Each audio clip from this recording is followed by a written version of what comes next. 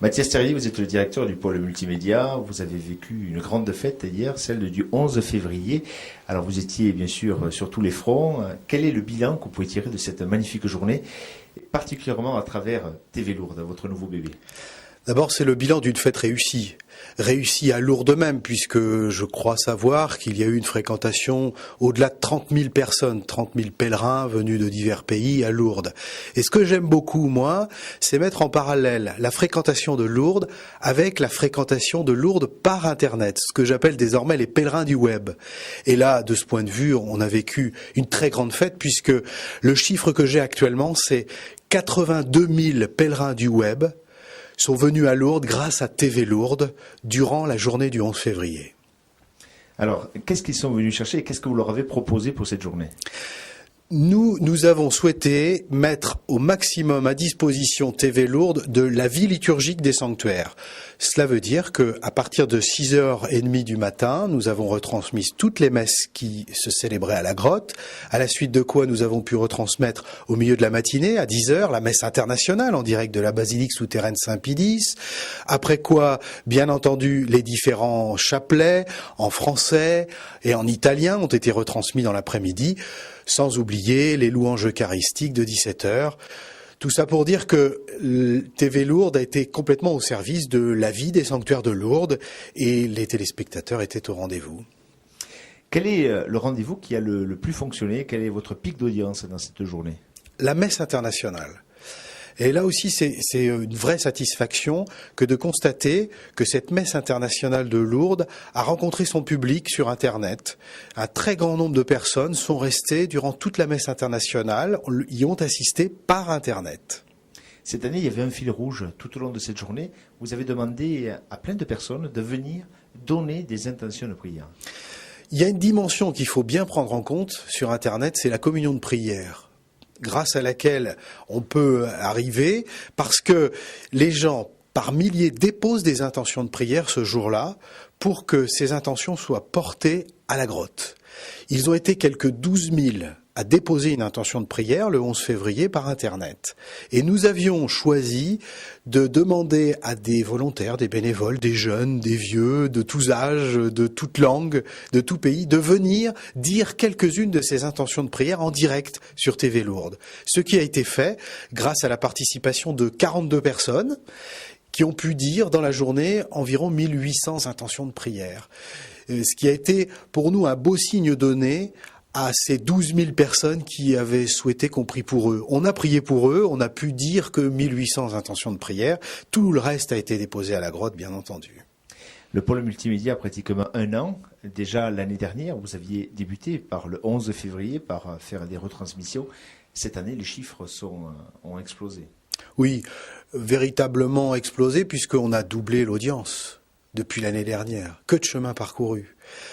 Cela nous dit qu'on était finalement face à une immense demande, que grâce à cet outil, nous répondons à cette demande. Le constat que nous faisons, c'est que les Italiens sont au rendez-vous, les Français aussi, les Espagnols, et puis la bonne surprise de ce 11 février, ce sont les Américains.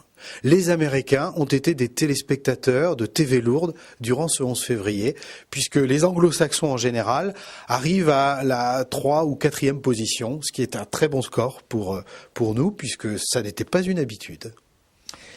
Ce 11 février a été aussi peut-être pour vous un test. Vous avez peut-être testé une équipe, du matériel. Êtes-vous aujourd'hui un directeur satisfait?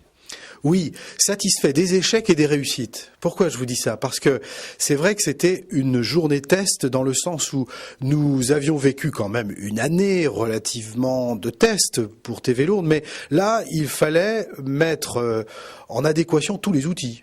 La production, le montage, le direct, les interconnexions entre les différents lieux de culte. Et ça a été une réussite, globalement à 80%. Les petits soucis, ce sont ceux que l'on connaît dans ces métiers de l'audiovisuel, des problèmes de montage, de retransmission parfois où il fallait au dernier moment régler un problème. Mais il était bon que nous puissions tester, grandeur nature, tous ces outils.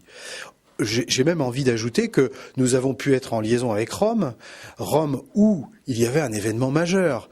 La châsse qui contient les reliques de Sainte Bernadette était portée en procession via de la Conciliation qui mène à la place Saint-Pierre pour ensuite arriver justement à la basilique Saint-Pierre de Rome où se célébrait la journée mondiale du malade présidée par le pape Benoît XVI.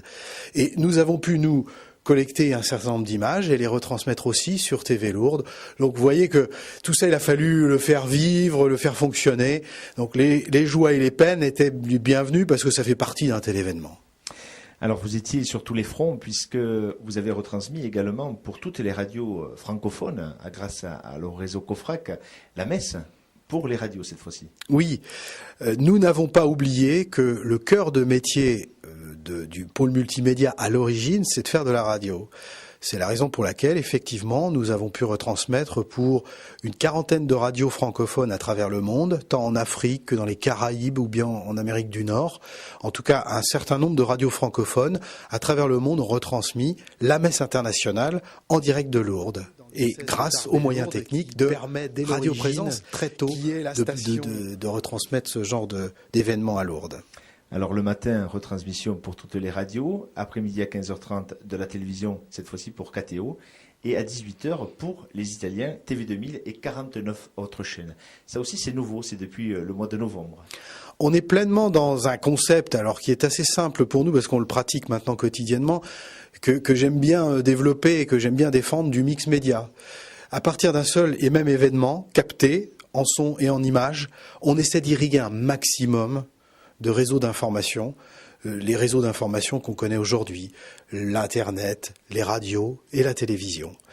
Et c'est vrai que nous avons pu irriguer aussi des télévisions italiennes, la télévision catholique française, KTO Télévision, mais des télévisions catholiques italiennes, TV2000, qui fait, je crois, 500 000 téléspectateurs d'audience chaque jour grâce à Lourdes, grâce à la retransmission en direct de Lourdes, sans compter toutes ces télévisions locales qui se déploient en ce moment même en Italie et qui ont ce jour-là aussi relayé les événements de Lourdes. Dernière question, est-ce qu'on ne peut pas vous reprocher peut-être de banaliser l'image de Lourdes ou tout simplement de dire si les gens peuvent venir à Lourdes grâce à Internet, ils ne viendront plus physiquement à Lourdes? C'est une remarque qu'on peut se faire, effectivement. Je la prends en compte. Le constat que nous faisons, c'est que quand on médiatise Lourdes, en fait, on génère aussi de la fréquentation à Lourdes dans les mois qui suivent.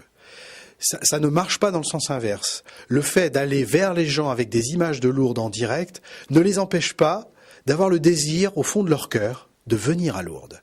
Et dès qu'ils le peuvent, ils viennent à Lourdes. Donc vous voyez que nous ne sommes pas en concurrence. Les pèlerins du web ne sont pas au détriment des pèlerins réels de Lourdes. Donc bilan très positif.